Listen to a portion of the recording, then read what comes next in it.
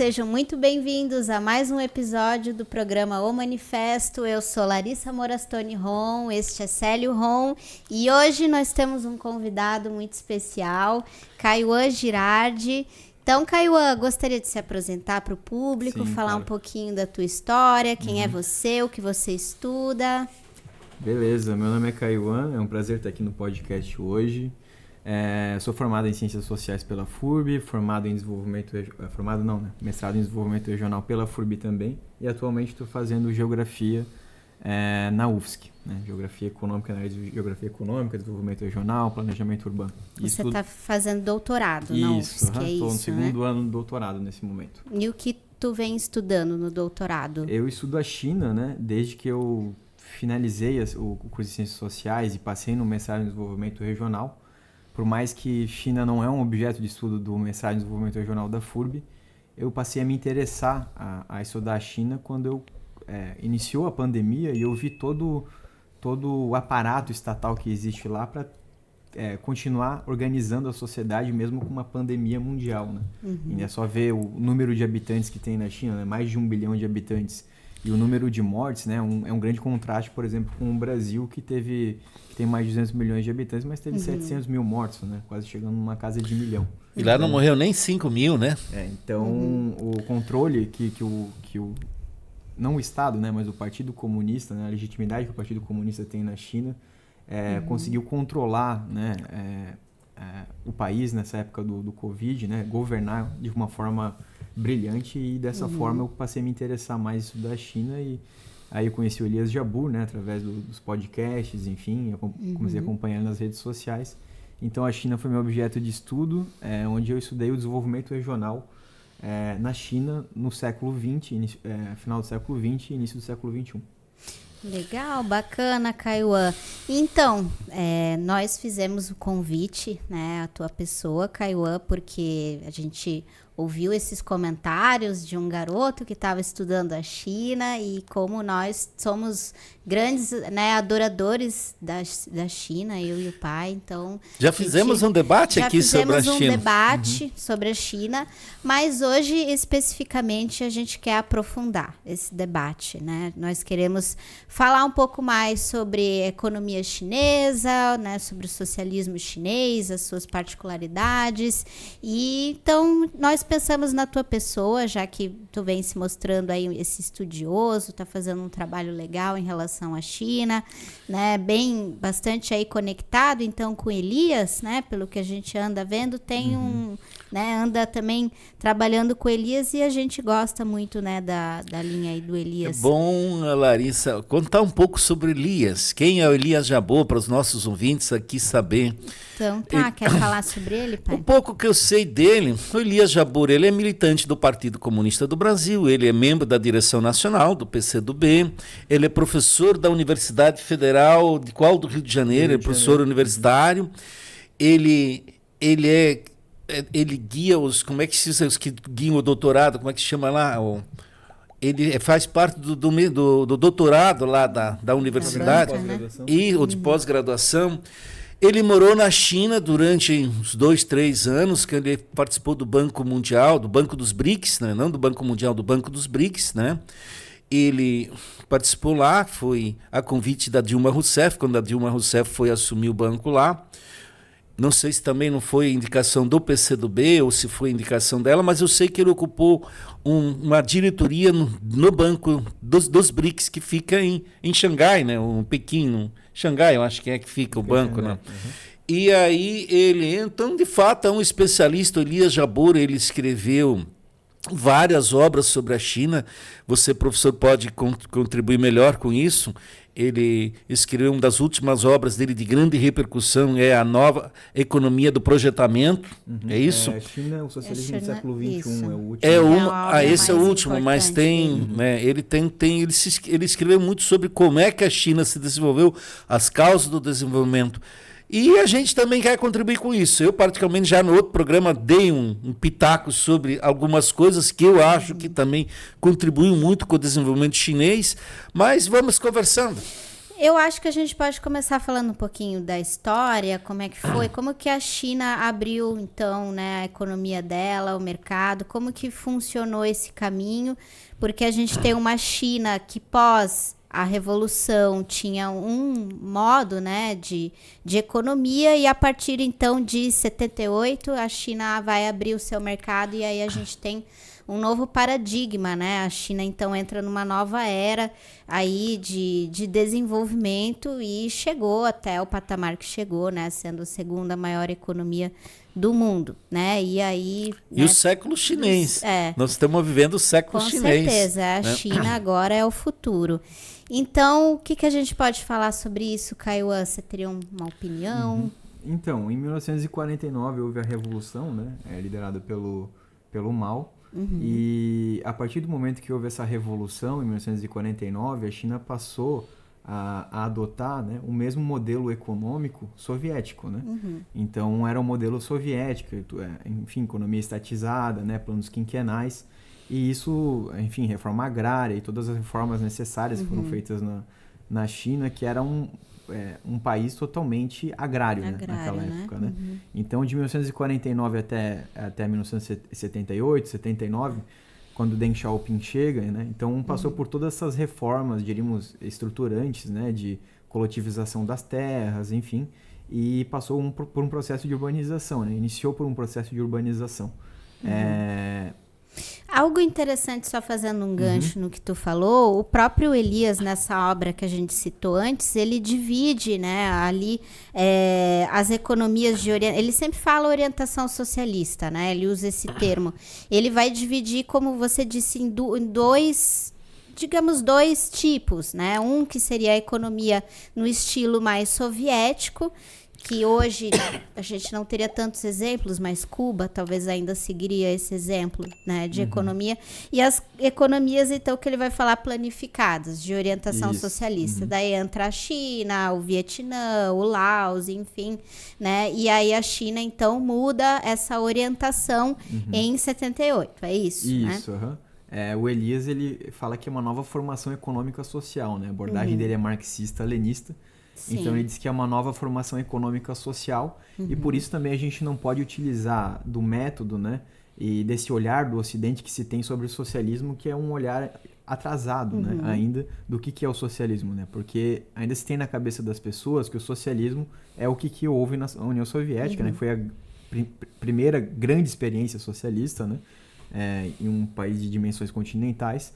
Então se tem ainda um pensamento do que foi o socialismo no século XX, mas a China está praticando o socialismo desse tempo, do século XXI. Né? Mas então, mesmo assim, Kaiwan, né, a China, a partir de 78, ou atualmente, né, ela ainda conserva, ou ela autorizou uma coisa que eu acho muito importante, lá quase no início da Revolução Russa, que aconteceu em 1917, mas em 1921, a União Soviética implantou a nova política econômica, a chamada NEP, né? E essa era uma política que, na época, a União Soviética abriu para o mercado.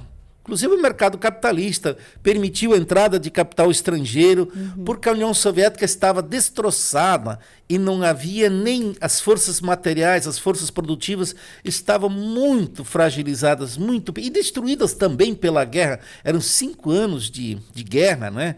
Até o Exército Vermelho expulsar as 14 potências que estavam ocupando a União Soviética na época, isso também destroçou a economia.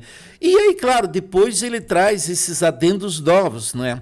Quando ele usa muito, Elias fala muito que o nosso economista brasileiro aqui, o Rangel, né? É isso? Ignácio Rangel, ele não deixa, o Elias não coloca bem como se a China, não sei se a China conhecia o Partido Comunista, conhecia a obra de Rangel, mas pode ter sim inspirado também. E aí, claro, o desenvolvimento do marxismo. Eu acho que assim, a partir de 1978, a China, ela passou por uma necessidade muito grande.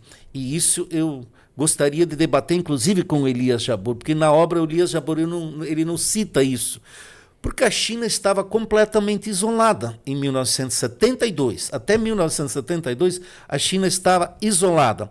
Inicialmente como aliada da União Soviética e do leste europeu.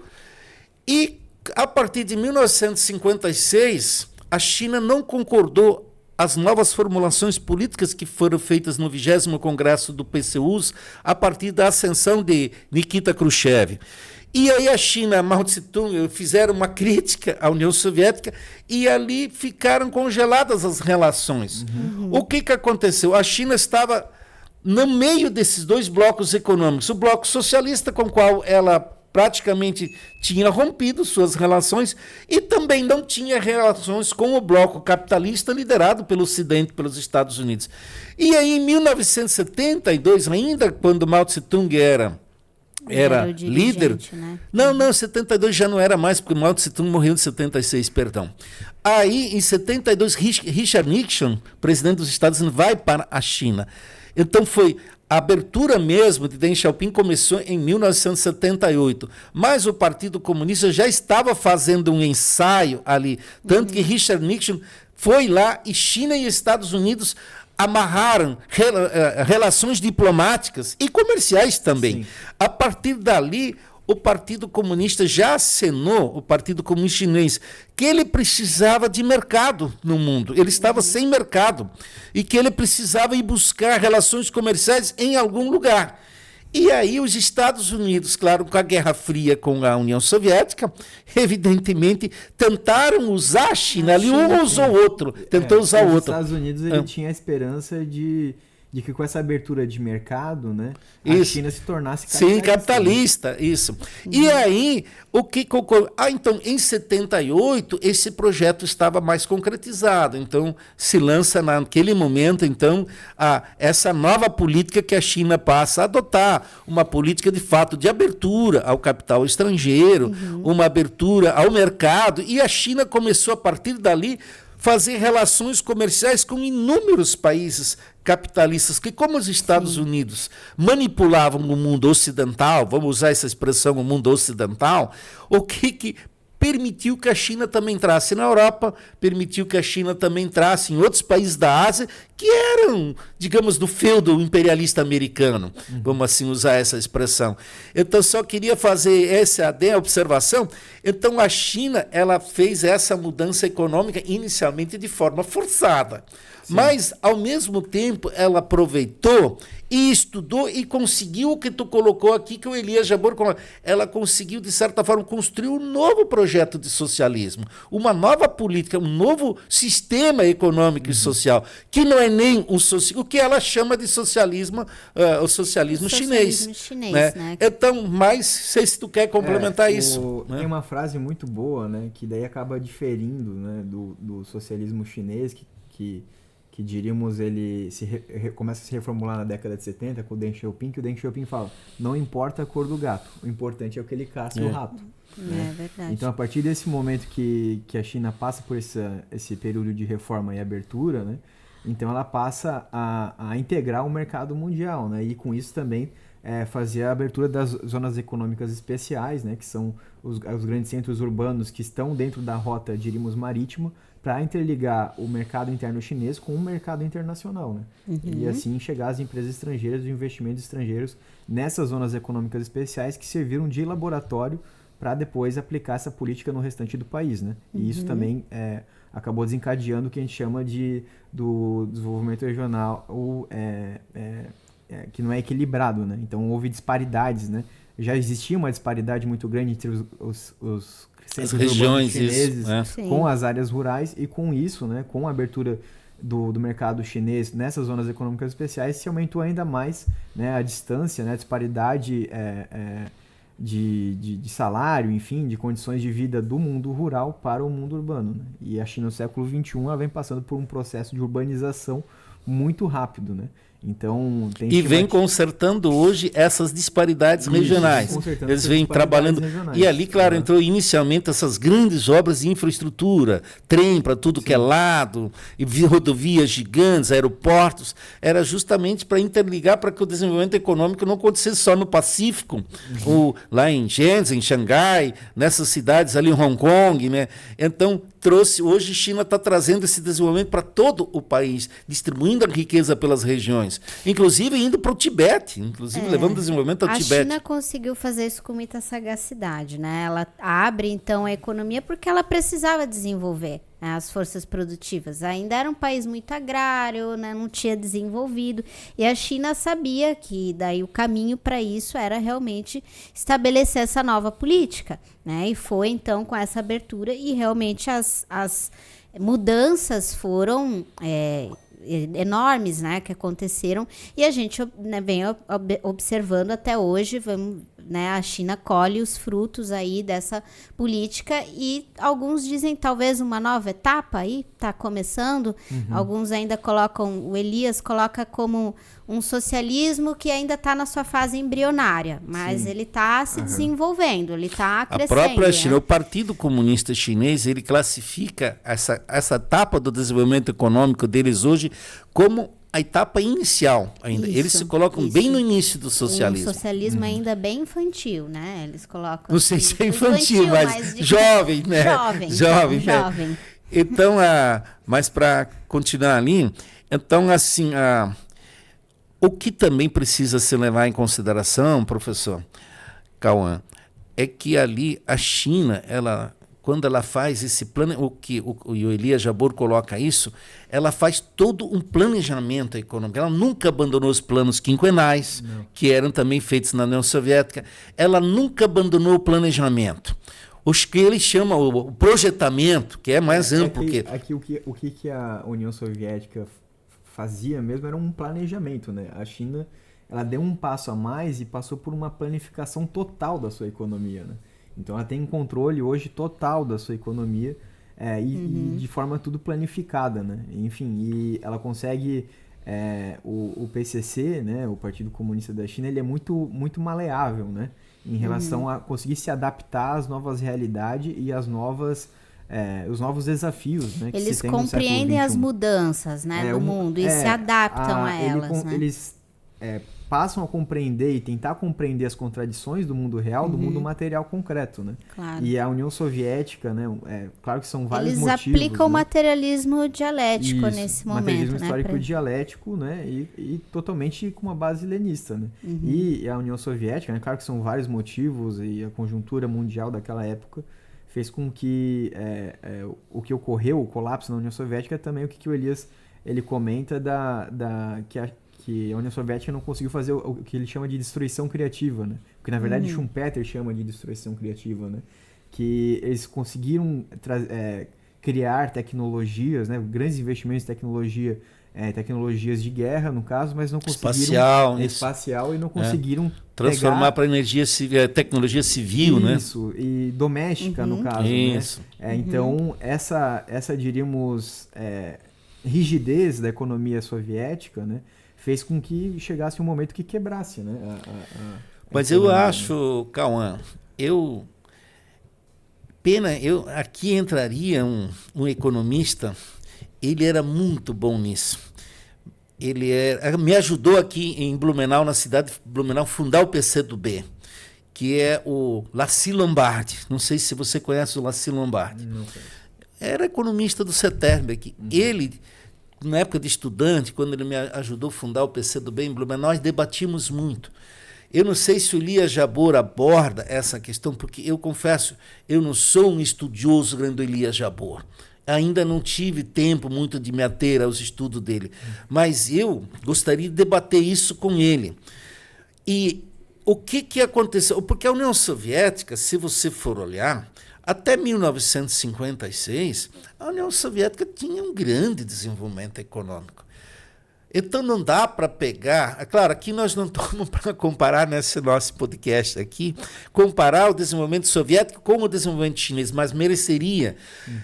É porque quando se instalou o revisionismo dentro do Partido Comunista Soviético, o PCUS, ele mudou toda a economia na União Soviética, não da noite para o dia, mas ele mudou. E esse economista, o Lacy Lombardi, que seria bom estar aqui, ele era um grande estudioso disso, e ele debatia isso comigo, lá nos anos 90, nós debatimos como é que a União Soviética se autodestruiu, ou como é que o próprio Partido Comunista, que tinha revisado suas teses, que tinha, na prática, abandonado o socialismo científico, o planejamento científico, destruiu a economia soviética.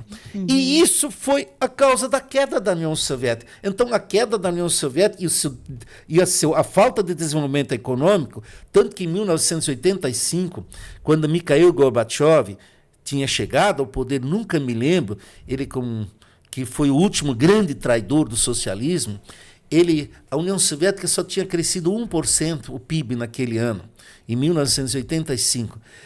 Em vez deles corrigir os erros que eles tinham cometido lá desde 1956, eles foram para o outro lado, eles foram cada vez mais para o fundo do poço, cada vez mais para o buraco, e destruíram a União Soviética, que era a intenção do Gorbachev. Apesar que Chernenko, Yuri Andropov, figuras anteriores ao Mikhail Gorbachev, não diziam essas coisas como Gorbachev falava, mas havia claramente, eles tinham destruído o planejamento econômico da União Soviética. Por isso, essa também é uma das causas. Eu não sei se o Elias Jabor analisa isso com mais detalhes. Que a gente teria que analisar o que a China vem fazendo de diferente, para ela não ir para o caminho que a União Soviética, porque hoje a gente observa que o Partido Comunista Chinês ele tem uma outra maneira, né, de lidar, de seguir o socialismo do que a União Soviética fazia. A grande diferença que eu acho, não sei se vocês concordam comigo, é que a China, o Partido Comunista Chinês, ele quer construir o socialismo, mas ele constrói o socialismo de acordo com a realidade nacional e mundial, de acordo com a correlação de forças que o mundo vive. E o Partido Comunista Soviético, quando ele renegou suas teses marxistas-leninistas, ele, na prática, ele trabalhou, ele não ficou sem rumo, ele não queria assumir o capitalismo abertamente, ele não queria, porque o povo soviético não iria aceitar isso, de instaurar o capitalismo da noite para o dia. Então, ele foi empurrando com a barriga. Não somos nem capitalistas, mas também já não eram mais socialistas no planejamento econômico. Já vinha abandonado o planejamento econômico, a economia já não estava mais no caminho. As empresas ainda eram estatais, a economia estava estatizada ainda, mas não havia mais um planejamento, não havia trabalho. Como é que se relaciona o mercado? Não trabalhava isso. Como é que as empresas estatais têm que se relacionar com o mercado? Coisa que a China faz muito bem hoje. Ela tem essas gigantes empresas estatais, tanto que em torno de 60% da economia é estatal da chinesa. E as empresas estratégicas, quase todas estão na mão do Estado chinês. Então, e aí, os planejamentos que o Partido Comunista Chinês e a população fazem, ali que está o segredo do desenvolvimento. E sempre preocupado com o marxismo-leninismo, adaptar e também renovar o marxismo científico. Né? É, o marxismo científico. Então, eles têm essa... Agora, jamais abandonar o marxismo, o planejamento marxista, como a União Soviética fez. Eu acho que ali reside a grande diferença entre esses dois projetos. A China compreendeu muito bem, né? Hoje compreende muito bem as correlações de forças e, como você falou antes, a China é flexível em relação a tudo que ocorre. Bom, o que a gente pode falar, então, sobre os desenvolvimentos? O professor nem falou ainda, tem muita coisa para falar aí. O assunto é extenso, né?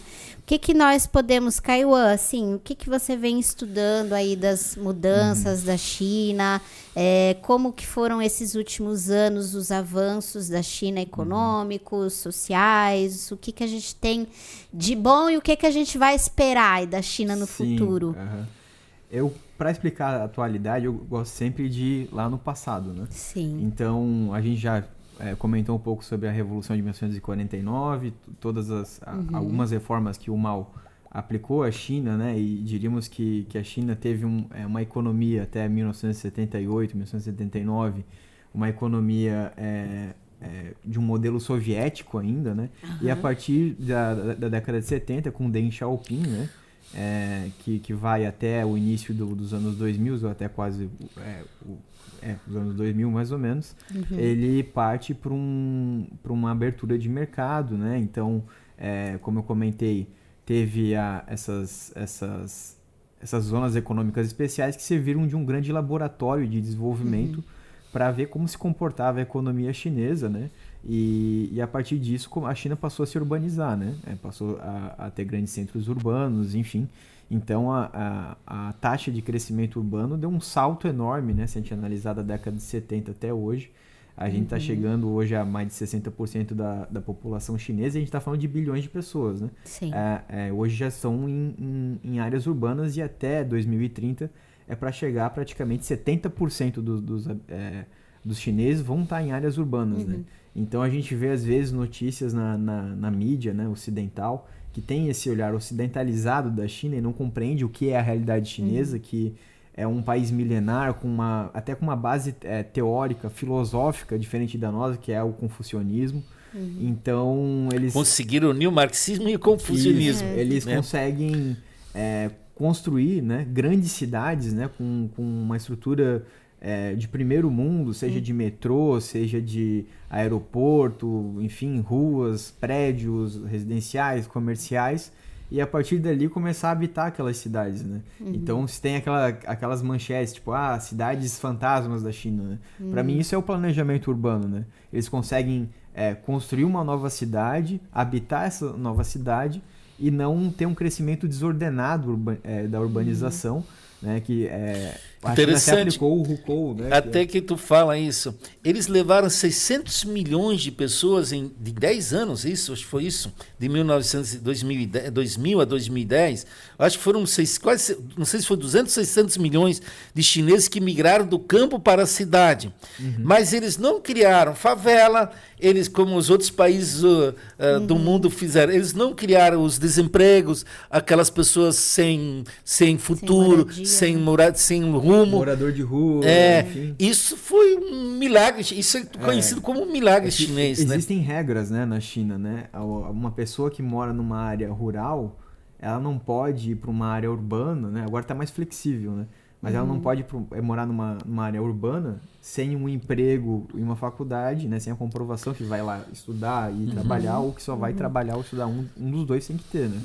Então a pessoa não pode ir lá para morar em uma área urbana, né? Sair da sua área rural para uma área urbana sem ter uma garantia do que ele vai fazer, do que a pessoa vai fazer lá, né? Então é isso que é invejável da China, que mesmo que tenha mais de 1 bilhão de habitantes, a China consegue ter um controle, né, da sua população para que não surja, por exemplo, periferias, enfim, favelas, como a gente pega realidades ali próximo à China, né, ali na Ásia, Coreia do Sul. A Coreia do Sul, né, teve um avanço tecnológico gigantesco do século XX para o século XXI, né? Claro que não dá de comparar com a forma que a China tem algumas características semelhantes, né, do tipo asiático, né, de como se desenvolveu, mas vai na capital da Coreia do Sul, tem favelas, né? Sim. E, enfim, em outros países da Ásia capitalistas vão ter favelas, né? Na China não existe grande favela. Índice de suicídio na Coreia do Sul, dos jovens, de suicídio. E a China consegue... Jornada de trabalho enorme, exaustiva. E a China consegue respeitar muito a questão cultural ainda, né? A gente não observa essa ocidentalização ocorrendo, né, tão fortemente na China. A China, ela preserva ainda a sua cultura. Tem a questão ambiental que a China vem trabalhando, né? Como fazer o desenvolvimento sem, né, causar uma grande degradação ambiental. Acho que essa é uma Mas das ali, sobre a maiores questão questões. ambiental, tem uma questão interessante a ser observado. A China também chegou a esse desenvolvimento enorme que deu na década de 90 e 2000. Ela teve grandes problemas ambientais, mas a capacidade que ela tem de reverter isso, de reorganização da economia, da estrutura social, de repente, de um país que mais poluía no mundo, se tornando, daqui a pouco vai ser um dos países que menos polui no mundo. Essa questão da poluição é interessante, né? Porque sempre se tem aqueles gráficos, né, de quais países mais poluem no mundo, né? O que não se leva em consideração, primeiro, é que a China tem mais de 1 bilhão de habitantes. A gente tem bilhão e 400 milhões. 1 bilhão e 400. Então tem que reforçar sempre que são mais de 1 bilhão de pessoas que vivem em um território chinês. Segundo que a maior indústria do mundo é deles. O mundo inteiro produz na China. Sim. Né? Então isso não é só responsabilidade dos chineses, né? Claro. Isso é devido ao sistema capitalista mundial. Né? E a China conseguiu reverter, né? Eu me lembro que tinha... acho que o primeiro contato que eu tive com China, né? Eu estava lá na escola E a gente colocaram no auditório, né, a abertura das Olimpíadas de 2008, né? E aí a gente viu reportagem lá com um repórter de máscara, não dava de enxergar quase o horizonte de tanta poluição em Pequim.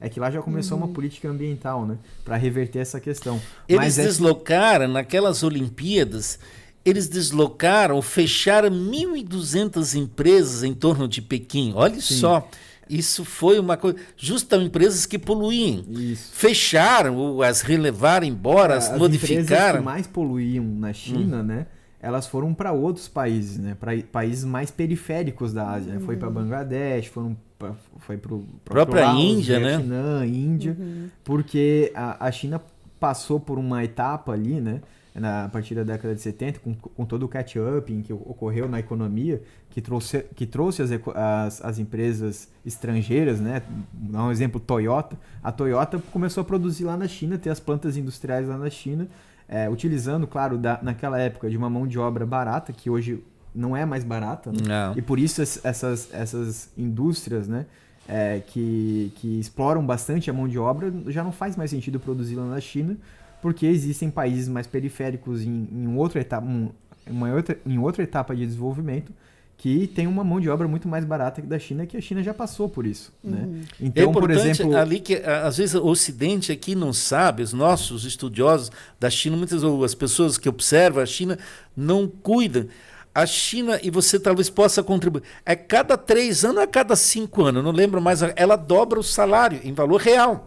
Então, a China hoje ela tem um salário médio muito superior a todos os países do terceiro mundo, inclusive o Brasil. Inclusive o Brasil. Então, assim, a China, quando se fala, ainda eu vejo muita gente falar a China porque tem um salário barato. Isso já foi.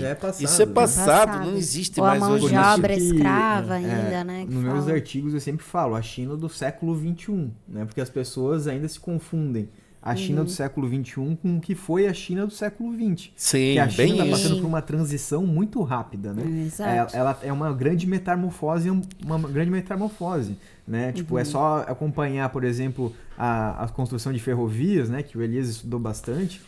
A China não tinha trem-bala, né? Agora tem 45 mil quilômetros de trem de alta velocidade, chamados trem-bala. Até o final de 2025, né, tinha 40 mil quilômetros, né, e até 2025 eles queriam chegar a mais 10 mil quilômetros de trem-bala. Né? E hoje saiu uma notícia que vão fazer, se não me engano, Pequim e Xangai em 1h30. Isso vai demorar menos do que você ir de avião entre Pequim e Xangai. Sim. Isso é um absurdo, né? Então isso é o que também a gente chama da destruição criativa schumpeteriana, que a China pegou, fez essa transferência de tecnologia de empresas japonesas, de empresas sul-coreanas, empresas alemãs de trem-bala, e inovou ainda mais. Né? Essa é a destruição criativa schumpeteriana que o Elias aborda bastante na sua análise sobre a China. Eu me lembro quando a China construiu aquela estrada de trem para o Tibete. Não sei se tu já estudou. Isso foi em que ano? Foi nos anos 2000 e não sei quanto. Ou talvez já depois de 2010. Ela construiu uma estrada, não sei se ela vai de Pequim até Lhasa, né, que é a capital do Tibete. E ali, na época, ela usava, me lembro, porque como lá tem o permafrost, nessa região do Tibete, ou seja, o solo é congelado, você não pode fincar pilastra dentro do solo, você com concreto não firma. Então, eles usaram uma tecnologia alemã, eu me lembro, na época, de fazer com que esse trem pudesse não flutuar, mas que a trilha não afundasse ou despencasse, porque não havia tecnologia deles, não tinha, o mundo praticamente não tinha tecnologia para construir trem, e a Alemanha tinha. Agora, hoje, você vê tudo invertido. Hoje, a Alemanha vai ter que buscar tecnologia lá na China. Não existe. Das 43 maiores tecnologias chamadas mais avançadas do mundo, a China, até o ano passado, já detinha 37 dessas tecnologias. Então, é muito rápido, como você diz. É uma metamorfose, sei se é metamorfose ambulante ali, que muda todo dia, toda hora, assim. Como é uma grande metamorfose, né, e ela está em constante mudança, é até difícil para nós, cientistas sociais, estudar, né, um objeto que está em plena mudança a todo momento. Tão rápido, né? E o que o Elias Jabbour faz, né, começa a estudar a China lá na década de 90, na graduação em geografia lá na USP, depois faz o mestrado, depois faz o doutorado, vai até a China, visita todas as províncias, né?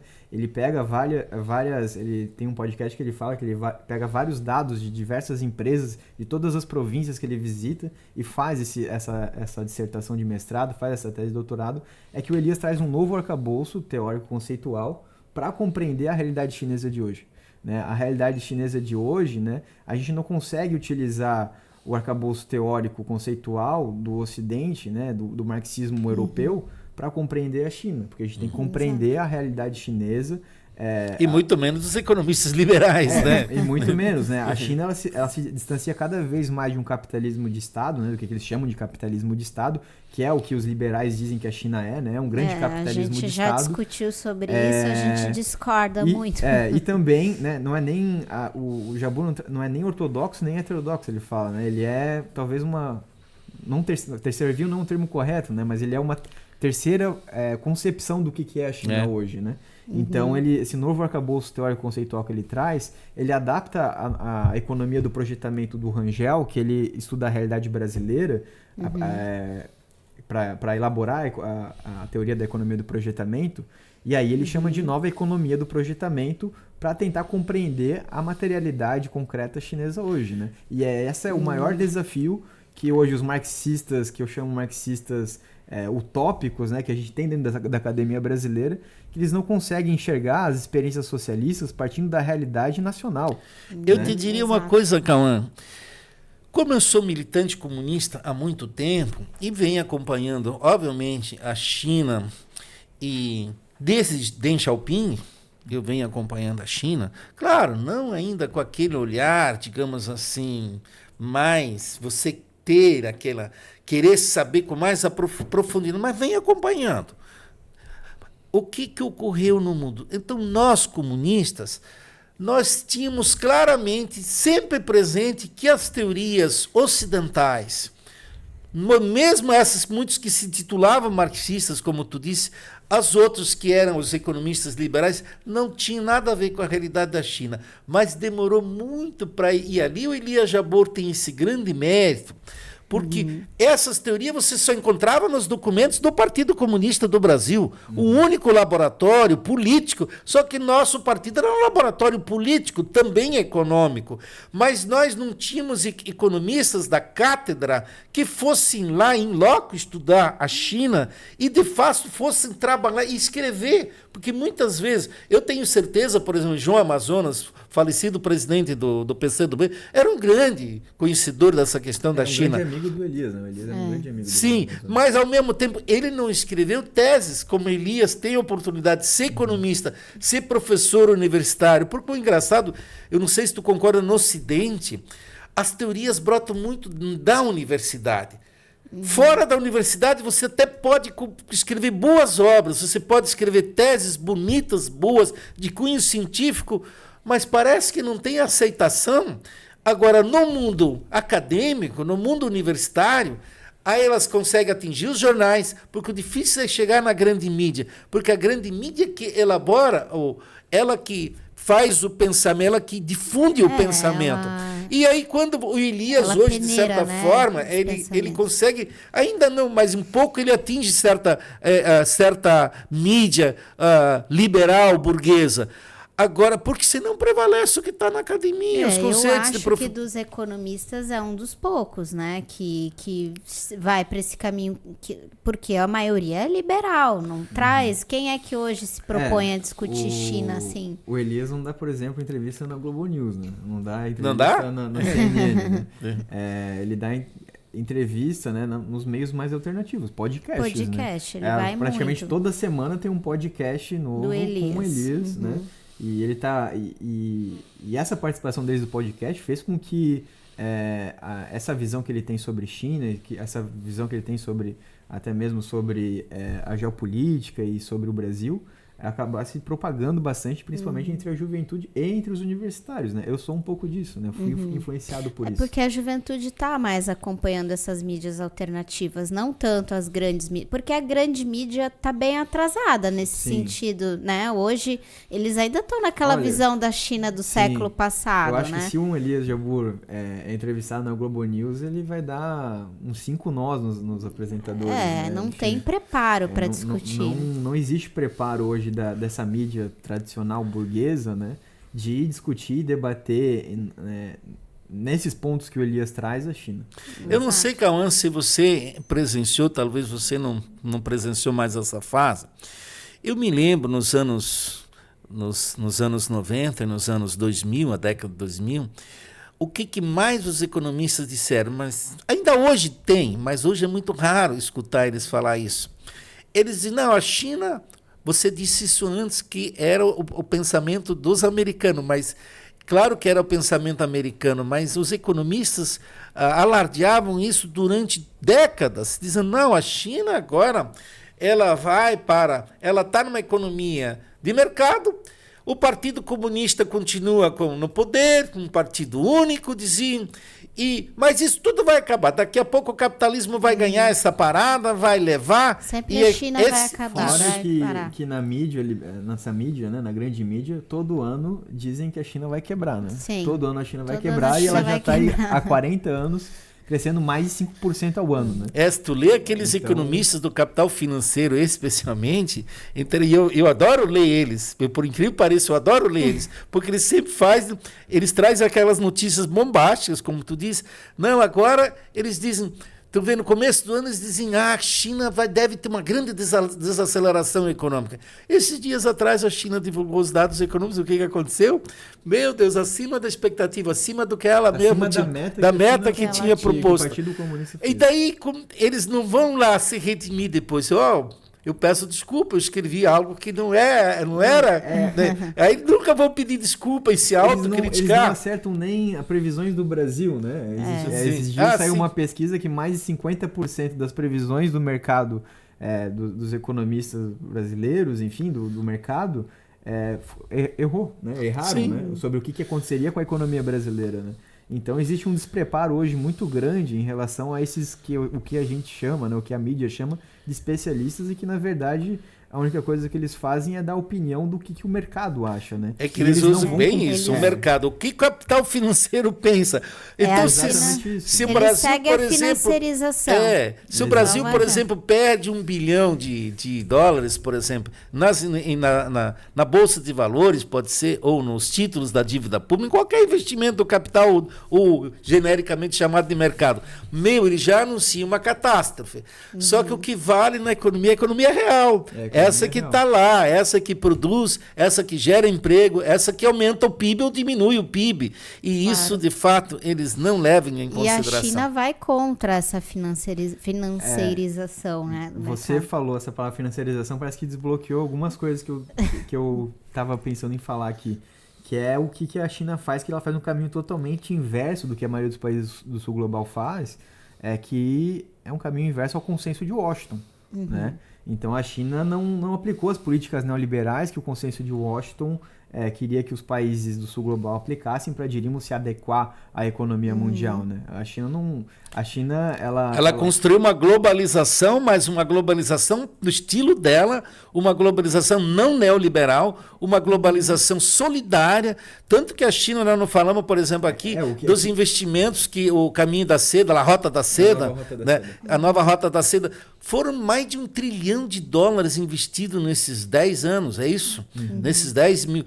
E quase todos os países da Ásia e da África ganharam grandes investimentos. Quais são as grandes obras que tem na África? De infraestrutura, quem está construindo? É a China, através, ou na Ásia Central. Imagina o que um país como o Paquistão, pobre e miserável que sempre foi, se não tivesse a rota da seda, como é que um Paquistão teria dinheiro para fazer obras de investimento? Mas com a China tem. Então a China ela é responsável por todo esse desenvolvimento da Ásia. Ela não quer só ela desenvolver. Ela compartilha o desenvolvimento com todos. O que ela quer hoje fazer com o Brasil, eu vejo. Ela sempre diz, É o ganha-ganha, é essa a expressão que eles usam. É o ganha-ganha. Ou seja, eu tenho que ganhar, mas você também tem que ganhar. Sim. Ela não tem essa visão americana ou ocidental. Não, é importante que eu ganhe. Que nem o Trump agora. Taxação em todo mundo, eu arrebentando os outros, como disse o presidente o secretário do Tesouro americano, não sei se você viu, ele disse semana, nós vamos arrebentar a economia do Brasil, se o Brasil não aderir à política bolsonarista que ele diz. Então, uma ameaça assim, jamais você vê um chinês falar isso. Os chineses, a China respeita a soberania respeita a soberania dos outros países e sempre trabalha com a lógica. Tem que ser o ganha-ganha, os dois têm que ganhar. Isso a China repetiu, disse isso já 500 vezes para os americanos. Não é assim, quando os Estados Unidos aplicaram os tarifaços contra a China sempre disse, ambos perdem, com isso ali ambos perdem, ninguém ganha. Nós temos que trabalhar, os dois têm que ganhar. Então ela trabalha totalmente o inverso do imperialismo ocidental, especialmente americano, inclusive europeu, que vive ali aliado com os Estados Unidos. Né? Mesmo apanhando, está ali. Aliás, disse ontem o Xi Jinping, lá com a reunião com a líder europeia, lá com a figura da Europa, lá que representa o mercado europeu, a líder alemã lá, como é o nome dela, me ajudam? Então, eles insistem em aplicar. Úrsula, isso. A Úrsula insistiu em manter aquelas essas punições que eles fizeram a 2 bancos chineses, né? Dizendo que esses bancos chineses auxiliavam a Rússia na guerra, insinuando como se eles fizessem empréstimo, financiamento para a Rússia, coisas assim. Pô, isso para a China ficou muito triste, tanto que a reunião, por exemplo, chinesa era para ser de 2 dias, e eles terminaram a reunião, fizeram somente 1 dia, porque... Mas a União Europeia chegou a um novo acordo comercial para aprofundar ainda mais os acordos comerciais entre China e União Europeia, né? Isso é uma prova que não existe também o vácuo, né? Tanto na relação comercial quanto na política, né? na econômica, não existe vácuo, né? Então esse vácuo deixado pelos Estados Unidos, né? Dos produtos chineses, a China vai negociar com o mundo inteiro. Mas era um momento... com a União Europeia, com a África, com o resto da Ásia. Mas o que eu esperava, Cauã, nesse momento que os Estados Unidos ferraram com a Europa, Sim. Eu esperava que os europeus abraçassem a China, esticassem a mão para a China e dissessem para os chineses, não, vamos nós desenvolver conjuntamente, já que eles sabem que a China não vem para assaltar eles, a China não vem para tomar deles, a China vem para somar com eles. Eu acho que eles perderam, a Europa perdeu a grande oportunidade. Fizeram uns acordos ali, mas em nenhum momento a Europa fez uma autocrítica de suas taxações abusivas que fez lá dos veículos elétricos contra a China, porque a Europa há anos vem taxando a China. Ela também vem aplicando tarifaço contra a China. Em nenhum momento eles disseram, não, nós vamos parar com esses tarifaços, agora vamos se solidarizar entre nós, porque os Estados Unidos vão nos engolir, vão nos matar, vão matar a economia do mundo, sei lá. Eles podiam, era o momento dos dois se abraçarem, e a Europa não esteve hoje. Por isso que a reunião terminou antes. Mas de coisa que a China não faz. Imagina, se tinha uma reunião de 2 dias e a reunião foi somente de 1 dia, porque virou... A Europa não abriu mão de... É que até mesmo a União Europeia está desintegrada, né? Existem muitos ruídos, né, entre os países, muitos debates, discussões. A extrema-direita vem tomando conta também da Europa. Sim. E é uma democracia liberal, né? E toda democracia liberal... Até mesmo a democracia europeia, ela é fragilizada e ela vai ser totalmente influenciada pelos Estados Unidos, né? Porque ela faz parte do imperialismo mundial. Sim, verdade. É correto.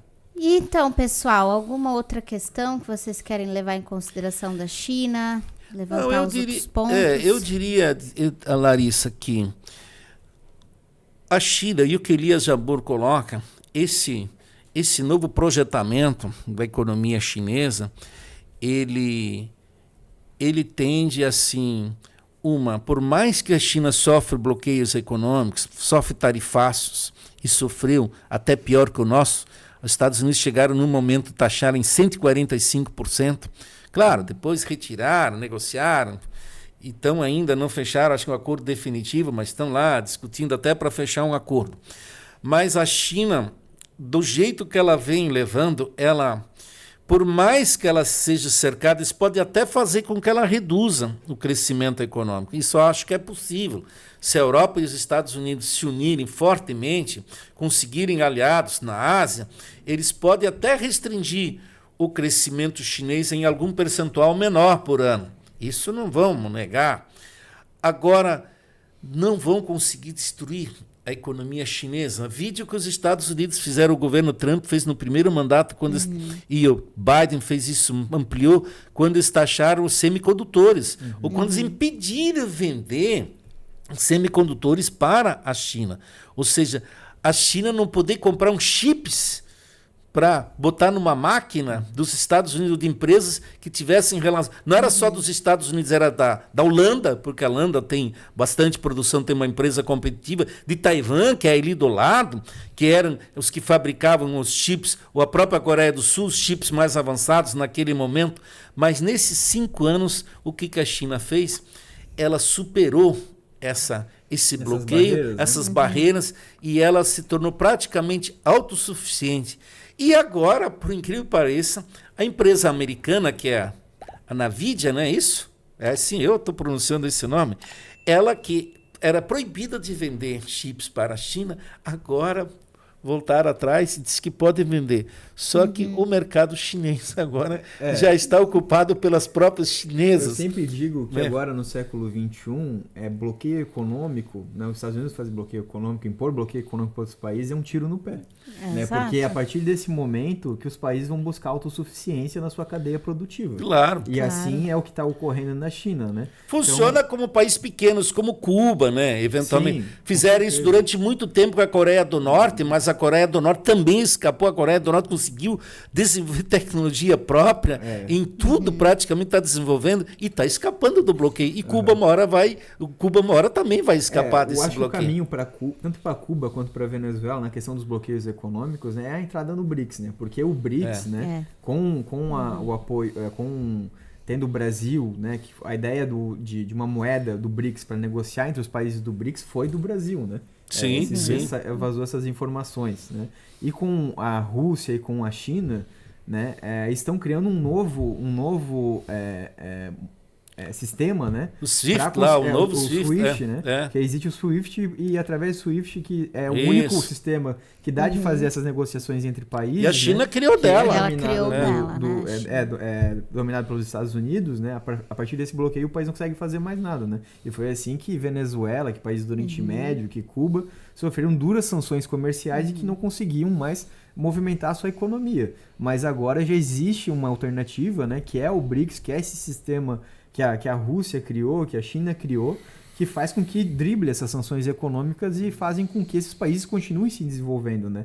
Um grande exemplo disso é a Rússia, né? Que cada vez mais vem se tornando autossuficiente dentro da cadeia produtiva dela, né? Voltou a produzir carro nacional, enfim. E também a China, né? Esse bloqueio econômico que foi feito da União Europeia e dos Estados Unidos, enfim, do Ocidente com a Rússia, fez com que a China e a Rússia se aproximassem ainda mais. E entrelaçassem ainda mais o seu... Eles jogaram a Rússia na mão da China, né? Então, eu sempre digo que agora esses bloqueios econômicos do século XXI não servem mais. É um grande tiro no pé dos Estados Unidos, né, que é o grande representante do imperialismo mundial. Está se afundando, porque eles também vão perdendo o mercado. Outrora, a Rússia abria seu mercado para os Estados Unidos, abria seu mercado para a Europa, instalaram um monte de empresas lá. Então, eles ganhavam com isso. E agora?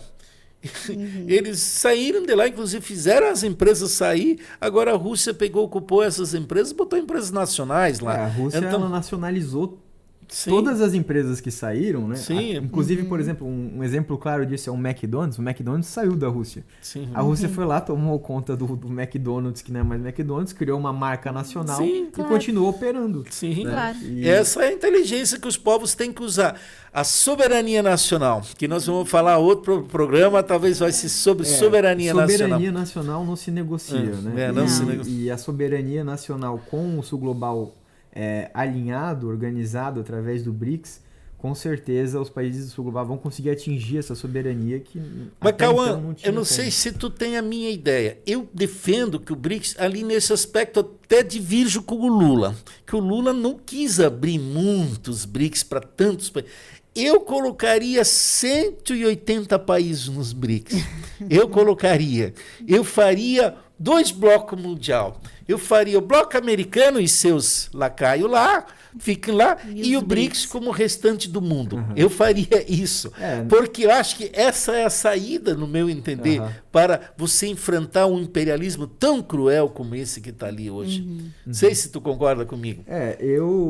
Por exemplo, o Brasil vetou a entrada da Venezuela no BRICS, né? Para mim isso foi um erro. Um erro gravíssimo, né? No meu entender. Não sei se... É que eu não sei todos os bastidores da política mundial aí. Não sei se porque devido a querendo ou não, o Biden não apoiar o golpe militar. Acho que tinha relação, né? Talvez o Lula ficou com uma dívida com os Estados Unidos e com os democratas dos Estados Unidos que fizesse com que o Brasil vetasse a Venezuela. Eu também penso que foi isso. Então, essa é uma possibilidade que eu tenho. Eu não sou um grande estudioso de BRICS, até quando eu estava começando meu mestrado eu pensei em estudar o BRICS, né, mas eu estudo mais a participação da China no BRICS, né? Além do ganha-ganha que o senhor citou, também fala da sociedade harmoniosa, né? da construção de uma sociedade harmoniosa global, né?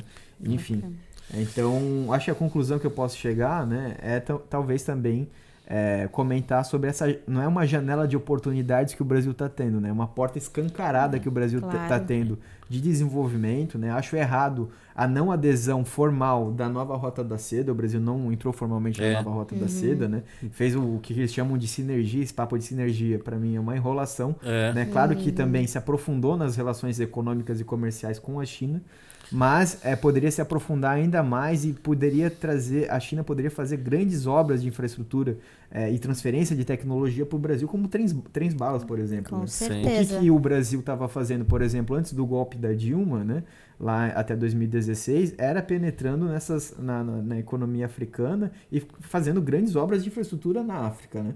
E a China pegou esse vácuo econômico-comercial que se tinha, né? A Odebrecht estava construindo várias obras, usinas hidrelétricas na China, diversas obras de infraestrutura gigantescas. E nós saímos completamente da África. E a gente estava transferindo a nossa mão de obra especializada, o nosso capital nacional, para outros países também. Aqui na América Latina se criticou bastante, por exemplo, a construção do porto lá em Cuba, mas que a China pegou todo esse vácuo, né, e partiu para o aprofundamento ainda maior com as relações comerciais e econômicas com a África. Porque esse porto que a China construiu em Xangai, no Peru, por exemplo, nós poderíamos ter construído esse porto. E ter já iniciado nossa ferrovia há muito tempo para nós ligar o Atlântico e o Pacífico. Agora nós precisou a China vir aqui fazer esse projeto e tentar concretizar. Tá certo, nós temos a limitação financeira, mas nós podíamos ter feito isso se a China, digamos, faz isso em 2, 3 anos, nós poderíamos ter feito isso em 10 anos, mas que tivéssemos feito isso, nós temos que agir. Nós precisamos fazer nossa economia crescer e a gente não cresce sozinho. A China mostra isso. Quanto mais amigos você tem, quantos mais parceiros comerciais você tem, mais você tem como desenvolver a economia. E isso acho que é um aprendizado que os chineses deram para o mundo. E na época eu me lembro quando o Brasil emprestou um dinheiro para construir o Porto de Mariel em Cuba e um pouco de dinheiro para a Venezuela, a direita brasileira gritou, estão fazendo obra lá.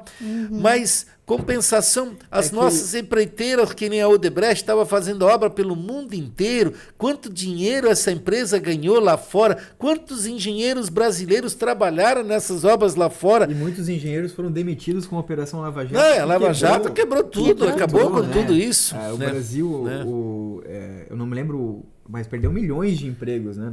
Com a Lava Jato. 3 milhões de empregos, mais de 5 mil engenheiros foram demitidos, ficaram sem emprego. Que junto com o agronegócio brasileiro, né, era o que mais estava exportando a mão de obra, no caso, tecnologia brasileira para outros países periféricos que faziam esses acordos comerciais. Imagina a experiência do engenheiro construir uma obra lá na África, fora. Isso é um orgulho. Você ser um engenheiro, eu sinto assim, esses profissionais são altamente orgulhosos, isso na vida profissional vale, conta muito. Pô, eu trabalhei lá na África do Sul, eu construí um aeroporto lá, eu construí uma estrada lá, eu construí, não sei, uma ferrovia, uma rodovia. Isso é muito bom para os profissionais, você aprende, os profissionais trazem essa experiência de fora, e isso hoje nós não temos. Eu confesso, eu não sei onde tem algum engenheiro brasileiro empregado em empresa brasileira trabalhando pelo resto do mundo. Porque a Lava Jato enterrou tudo isso. Em 2016, né, o engenheiro virou Uber, né? Basicamente foi infelizmente, isso, né? A uberização isso é muito da economia. Sim. Então, muitos engenheiros viraram Uber, né? Eu tenho a esperança que com esse tarifaço, essa política do Trump, agora o Brasil repense e entre, né, abrace aí a China e siga um novo caminho de desenvolvimento, né? Eu estava debatendo muito com amigos dentro do Partido dos Trabalhadores, enfim, o pessoal da universidade, o posicionamento do Brasil, né, em relação à não adesão da nova Rota da Seda, e entrei em rota de coalizão com diversos companheiros, inclusive dentro do PT, né? Que para mim é um absurdo, em pleno século XXI, o Brasil tentar aplicar essa política o Itamaraty, enfim, que é conservador, enfim, a diplomacia brasileira é conservadora, de aplicar uma teoria, né, de ficar em cima do muro e se beneficiar dos dois lados. Agora, no século XXI, na geopolítica atual, isso não existe mais. Não. Né? O ministro das Relações Exteriores que o Brasil tem, me parece, nada contra ele como pessoa, mas parece que não pode ter assento nessa conjuntura internacional. Ele é filho, ele faz parte da carreira, dos profissionais de carreira ali, da diplomacia brasileira, mas acho que não está preparado para esse quadro mundial que o Brasil vive hoje. A pergunta é simples, né? O que a União Europeia vai se interessar, os Estados Unidos vai se interessar pelo pleno desenvolvimento do Brasil, pela soberania brasileira. Eles querem isso aqui como um quintal para explorar. O PIX, por exemplo, que agora o Trump está ameaçando taxar o Brasil por causa do PIX, né? Inclusive um economista que ganhou o Nobel de Economia, ele falou que o PIX pode ser o futuro, elogiaram o pode PIX, ser o futuro das transações financeiras, né? Pode substituir o dólar. Isso tirou um lucro absurdo das operadoras de cartões, que é Mastercard, que é Visa, e agora a maior operadora de cartões de crédito da China, e uma das maiores do mundo, que é a UnionPay, está entrando no mercado brasileiro. Então é muito preocupante para os Estados Unidos que o Brasil... Imagina, o Brasil nem entrou...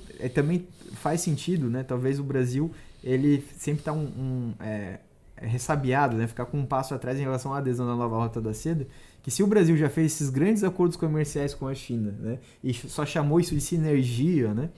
Com a China, já chegou a esse ponto, né? De tarifaço do Trump.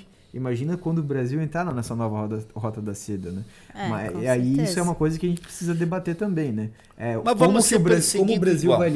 como o Brasil vai lidar com esses tarifaços, né? Para que o Brasil continue crescendo, continue se desenvolvendo, que alternativas ele precisa criar. Então a gente precisa criar alternativas para que, se o Trump fazer mais tarifaços, se opor sanções econômicas, a gente consiga sair disso sem que o povo brasileiro sofra também. Eu particularmente sou muito... Eu acho que enquanto o Trump estiver no poder, ele vai inventar a cada poucos dias um outro tipo de tarifaço ou de pressão, porque isso é inerente à política dele. Isso faz parte da extrema-direita mundial, fazer essa política de ódio e de rancor contra os outros. Então o Brasil tem que estar preparado para construir alternativas, porque eu acho muito difícil hoje, nesse quadro político, o Brasil conseguir derrubar essa taxação de 50%. Poderá amenizar em alguns produtos, mas eu creio que eles não vão retirar essa taxação em todos os produtos que eles taxaram no Brasil. Então, porque agora ele é amplo e geral, né? Então eles podem retirar alguns produtos para dizer, nós fomos bonzinhos com vocês, mas nós precisamos de alternativas, porque com esse imperialismo cada dia mais agressivo, cada dia mais violento, sem contar que daqui a pouco mete uma guerra mais próxima contra a Venezuela, agora parece uns dias se acalmaram, mas se contava basicamente que eles iriam fazer uma guerra contra a Venezuela meio logo. Então, então ali nós não vamos viver em paz. Não vai ter paz no mundo com esse tipo Enquanto de tiver imperialismo. o Trump, não vai ter paz no mundo, E né? com nenhum tipo de imperialismo vai ter paz. Com certeza. É Pessoal, é isso. Acho Mais que alguma coisa, Cauã? Eu acho que a gente encerra por aqui. A gente poderia ficar falando aqui até uma da horas manhã, né, falando, né? esse Não, tema. mas nós temos uma meta. Nós queremos respeitar o nosso tempo. Né? Bom, pessoal, então queria agradecer, Cauã, que você aceitou o nosso convite. É um tema aí, é gostoso de falar, a gente poderia ficar horas aqui falando, quem sabe a gente se encontra aí para falar mais um pouquinho sobre esse tema. E espero que o público tenha gostado, tenha compreendido um pouquinho mais sobre a diferença da China, o socialismo chinês, né, que se diferencia do que já foram outras experiências socialistas, né? Mas é isso, então, pessoal, quero agradecer quem acompanhou a gente aí e até mais. Tchau, tchau.